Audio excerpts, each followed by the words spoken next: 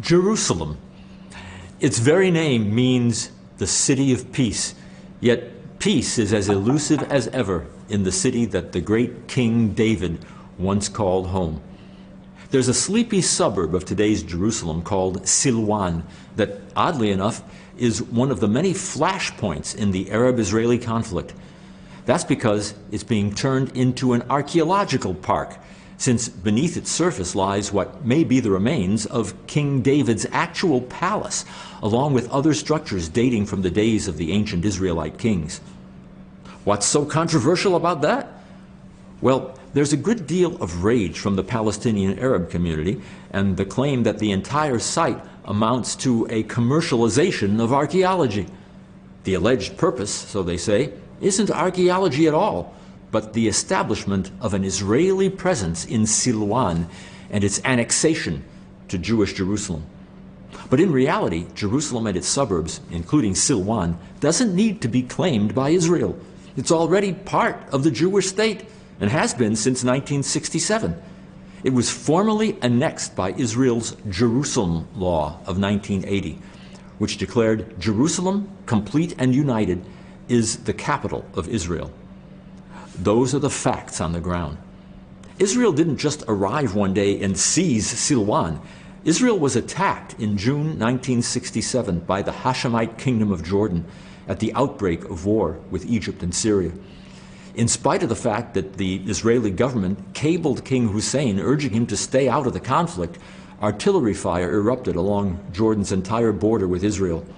The fighting in Jerusalem was particularly brutal, but in the end, East Jerusalem, including the Temple Mount and sleepy Silwan, fell to the Israelis. This was a defensive war for Israel's survival, and taking Jerusalem was a matter of securing victory, not initiating an illegal occupation. In the mid-1980s, when a commander of an elite unit of the Israel Defense Force, David Be'eri, visited this part of Greater Jerusalem, he found that the specific locations of past digs were covered with garbage. He later left the military to establish the Ir David, or City of David Foundation, commonly known as El-Ad, a Hebrew acronym that means to the City of David. Its stated purpose was to retrieve and restore the city's ancient heritage. To advance this goal, the El-Ad Foundation helped fund a new excavation at the summit of the City of David, headed by Elat Mazar on behalf of the Institute of Archaeology of the Hebrew University of Jerusalem. The Israel Antiquities Authority oversaw the excavation, but the site itself was mostly funded and operated by El-Ad. As for the archaeology itself, Palestinian Arabs charge that many of the finds amount to nothing more than distorting science to establish dubious biblical roots. Nevertheless, the underground facts at the City of David are many. In the 19th century, famed British archaeologist Charles Warren arrived at the shocking conclusion that the real City of David lay outside and well to the south of the medieval city walls seen today. In October 1867, he made his way through a water conduit leading away from the natural spring to the east of the city called the Gihon. In an Indiana Jones-type adventure, Warren and his team crawled hundreds of feet into this tunnel, occasionally up to their mouths in the icy water.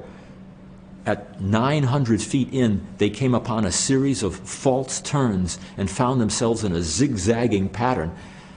After nearly 4 hours in the cold spring water, they came out shivering in the darkness, convinced they had found David's access to the Canaanite city of Jebus, which he subsequently captured.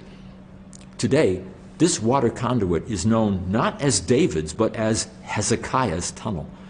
We now know that it was built by the biblical king who lived 2 centuries after David.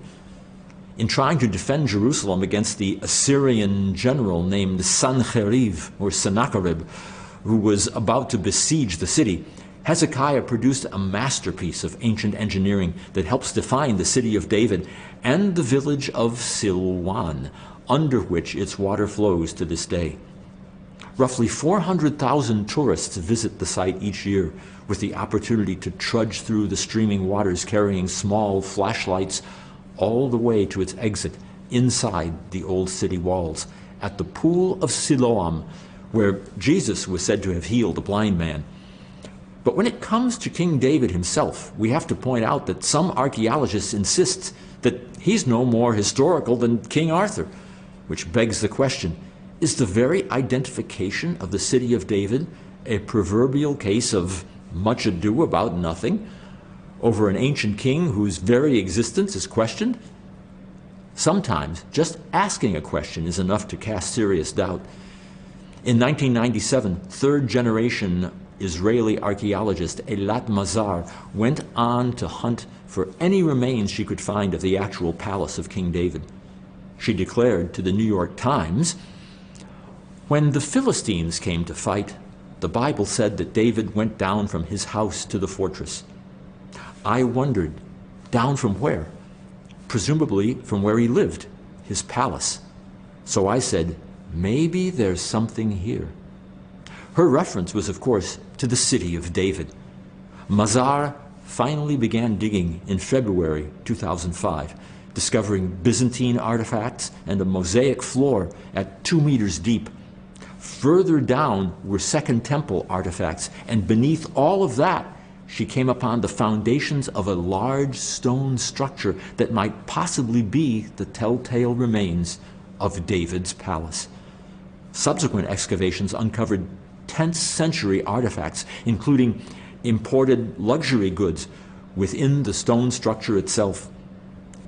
Ivory, Phoenician-style inlays attached to iron objects, a black-on-red jug dated to the 10th century, and a bone radiocarbon dated to between 1050 and 780 BCE go a long way toward establishing the Davidic credentials of the site. A second phase of the dig was successfully launched in 2007 on a plot of land adjacent to the first.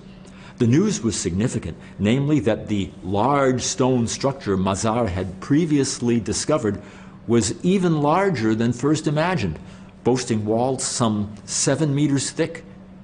Even more striking, this ancient building shows signs of being related to a stepped stone structure famously excavated between the 1920s and 1980s.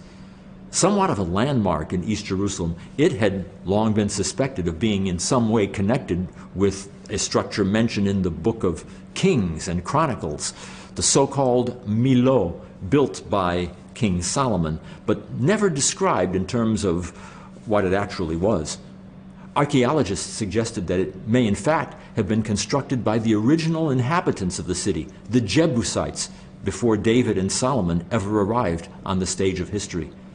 Now, thanks to the provocative excavations carried out by so-called Israeli settlers, there's strong evidence to suggest that the Milo and Mazar's large stone structure belonged to a single massive royal palace. In the final analysis, biblical archaeology offers a powerful tool. The state of Israel is, as usual, mired in a sea of confusion, accusation, and indictment for its very existence on what many say is historically Arab land. In such a climate, the trawl and the spade of the archaeologists provide an opportunity to dig up the truth. All that's needed is a little bit of chutzpah.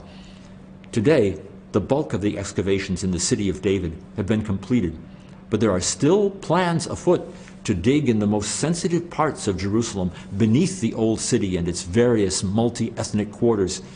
There are designs to restore the true ancient city well below the one visible to the eye. It's called Jerusalem 2.0, underground. Down there, no stones are thrown, no rubber bullets are fired. The only light is artificial. But the controversies surrounding all of this and what Elad has already done to the area are all too real.